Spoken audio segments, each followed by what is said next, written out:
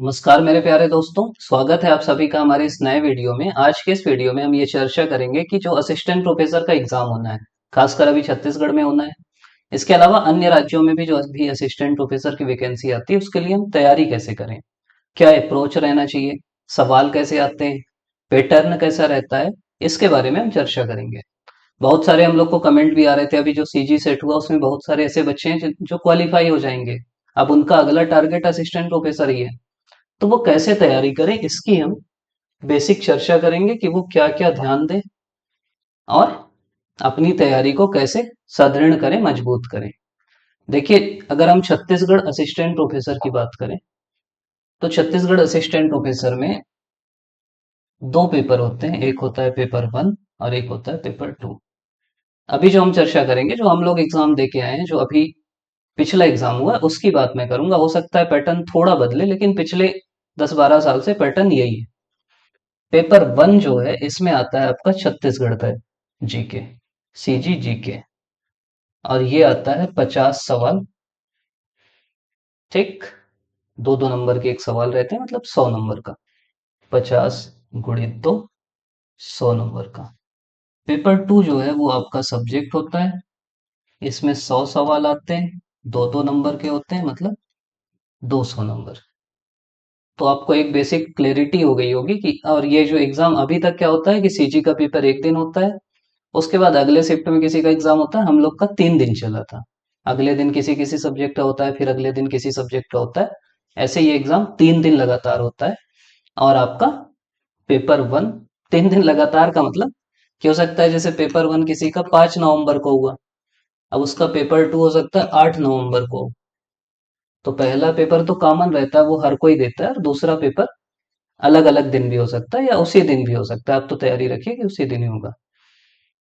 तो ये एक पैटर्न हो गया, मतलब आपका 100 नंबर का छत्तीसगढ़ का जीके हो गया, और 200 नंबर का क्या हो गया, आपका सब्जेक्ट हो गया। इसके बाद फिर मतलब सीजी 100 नंबर का, सब्जेक्ट आपका 200 नंबर का। 100 नंबर 50 × 2, 100 सवाल × 2। और जो यहाँ क्वालिफाई होता है उनको बुलाते हैं इंटरव्यू के लिए, और इंटरव्यू होता है आपका 30 नंबर का। ये होता है कि जितनी आपकी पोस्ट है ना, उसके 3 गुना कैंडिडेट बुलाए जाते हैं इंटरव्यू के लिए।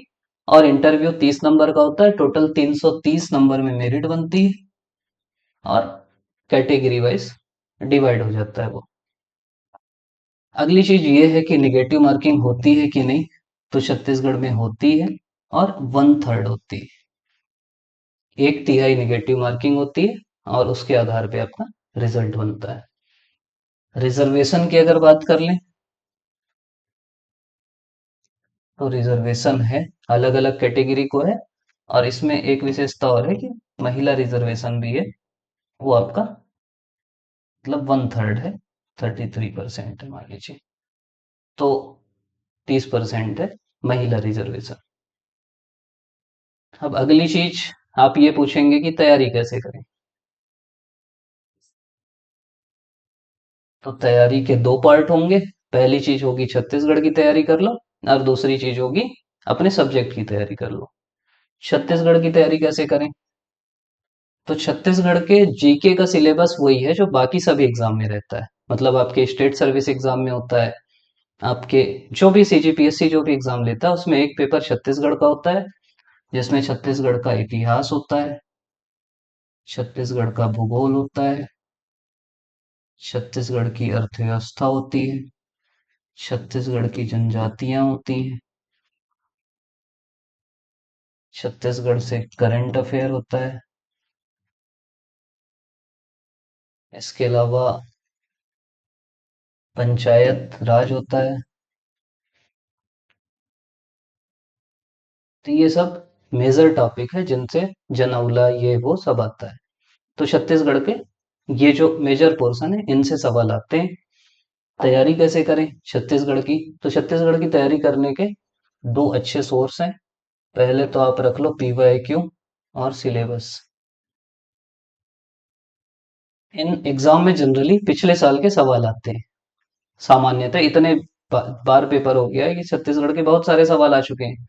तो आप प्रीवियस ईयर क्वेश्चन अपने सामने रख लो, सिलेबस लगातार देखते रहो, सिलेबस तो छोटा सा है, और उसके आधार पे तैयारी करो। प्रीवियस ईयर क्वेश्चन से फायदा ये होता है कि बहुत सारे रिपीट होते हैं, खासकर असिस्टेंट प्रोफेसर के एग्जाम या बाकी एग्जाम में, तो वो आपको काम आएंगे। अगला आपको ध्यान ये देना है, प्रीवियस ईयर क्वेश्चन आप पूरे ले लीजिए और टॉपिक वाइज ले लीजिए। टॉपिक वाइज का मतलब होता है कि इसका तरीका ये होता है कि आप कोई भी टॉपिक बुक से पढ़े, उस टॉपिक से रिलेटेड जितने भी सवाल हैं उनको हल कर लीजिए। जैसे आप मान लीजिए नदी पढ़े, नदी आप पढ़ लिए, उसके बाद नदी से रिलेटेड जितने भी सवाल आए हैं उनको आप अच्छे से हल कर लीजिए। जो सवाल नहीं बन रहे हैं उनमें टिक मार लीजिए और फिर से पढ़िए। मिट्टी है तो आपको पता है कि मिट्टी छत्तीसगढ़ में इतने प्रकार की है।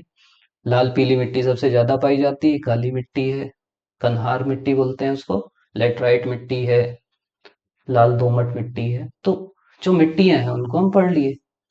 तो ये तरीका होता है छत्तीसगढ़ पढ़ने का। छत्तीसगढ़ की आप कोई भी किताब ले सकते हो, लोकल पब्लिशर की, सभी में वही फैक्ट दिए रहते हैं, उनको आपको बार बार पढ़ना है। मतलब छत्तीसगढ़ एक शब्द में बोलें तो रटना है, रट डालिए, वही तरीका है। देखिए, आठ सात आठ सवाल ना हर एग्जाम में, सात आठ भी नहीं, छत्तीसगढ़ में तो चार पांच सवाल कुछ एक्स्ट्रा पूछ लेता है।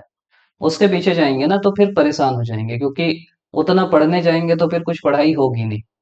आप बाकी 40 से 42 सवाल उन्हीं किताबों से आते हैं जो हर कोई पढ़ रहा है।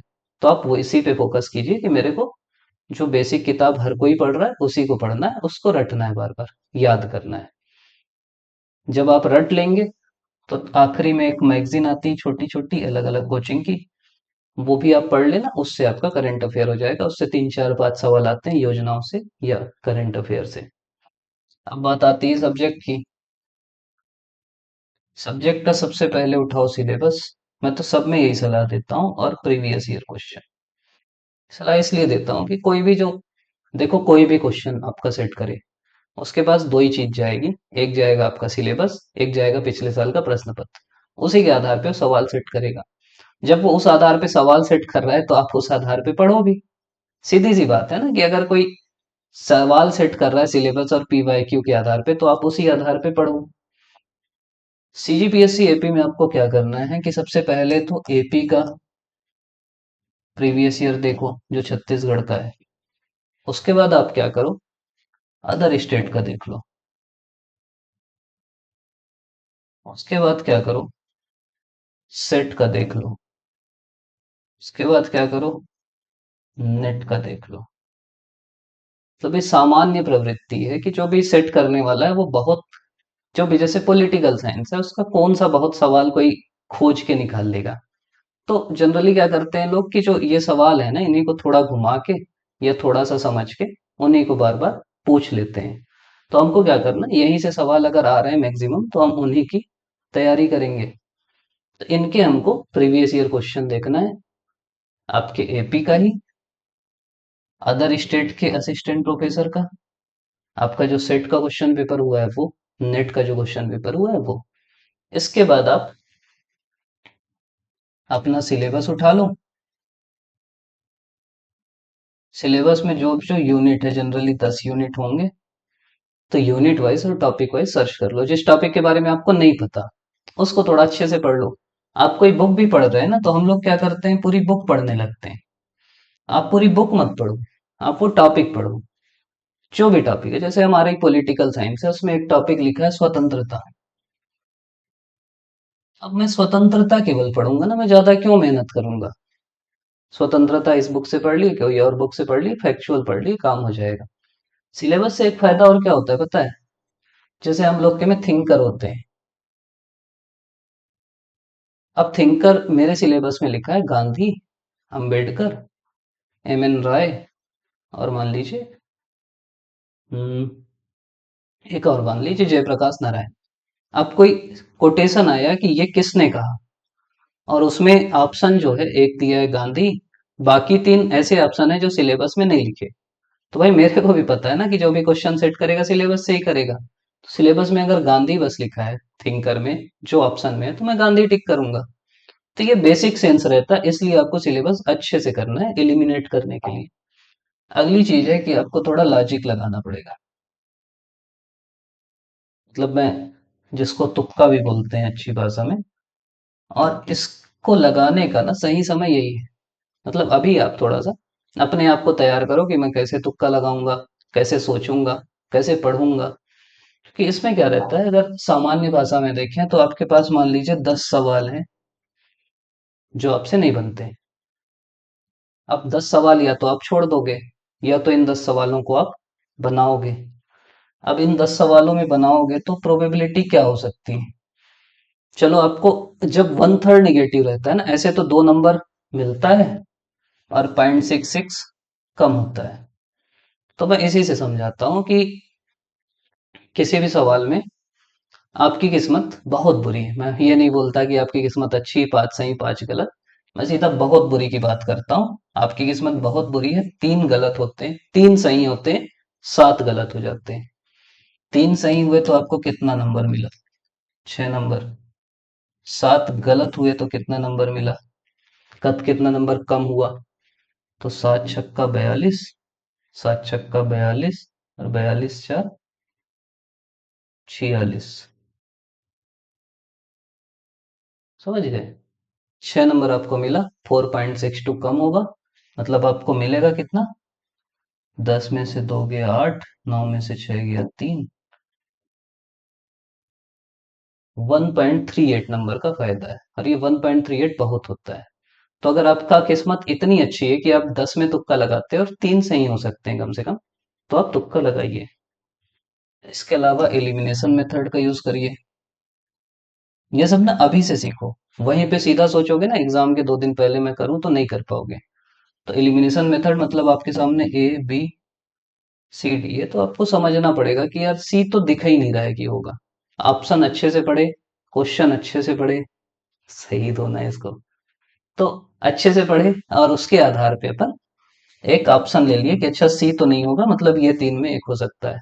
और किसी में भी अगर 2 एलिमिनेट कर लिए कि बी और सी नहीं होगा, तो जरूर तुक्का लगाएं। कुछ कुछ चीजें जैसे ऑप्शन डी में अगर उपरोक्त सभी दिया है, तो सामान्यतः वो सही हो जाता है।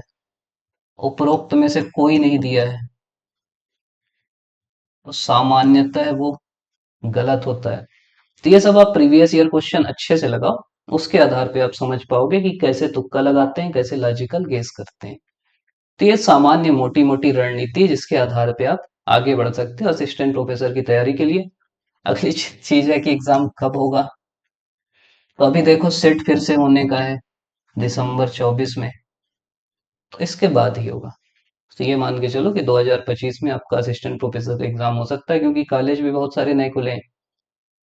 असिस्टेंट प्रोफेसर की वैकेंसी भी ठीक ठाक है, तो होगी। और केवल आप यहीं का टारगेट मत करिए। अगर आप छत्तीसगढ़ के हैं, अभी हरियाणा की वैकेंसी आई, वो भरिए। यूपी आएगा, बिहार आएगा, तो वो भी भरिए ना। क्यों भाई, बाहर के ही लोग हमारे यहाँ क्यों आके काम करें? हम भी जाके करें ना। मतलब हम भारत टाइप रोना मत रोए कि अंग्रेज हमको गुलाम बना लिए, अंग्रेज गुलाम बना लिए। भारत जाके ब्रिटेन को गुलाम बना लेता तो क्या दिक्कत थी? तो आप भी बाकी स्टेट का तैयार करिए, बढ़िया से पढ़ाई करिए। अभी तक देख रहे हैं, इसके लिए आपका धन्यवाद। जो अभी नेट की तैयारी कर रहे हैं, सेट हो गया नेट का चाह रहे हैं, हाँ नेट के एग्जाम दिलाते रहो, मैं ये बोलूंगा। सेट हो भी गया है ना, तो नेट दिलाइए। उससे आप पूरे राष्ट्रीय लेवल पे एक तो क्वालिफाई करने का वो रखेंगे, और अच्छी चीज है, आपकी तैयारी तेज होगी, अच्छी होगी। आप अभी तक देख रहे हैं, इसके लिए आप सभी का बहुत बहुत धन्यवाद।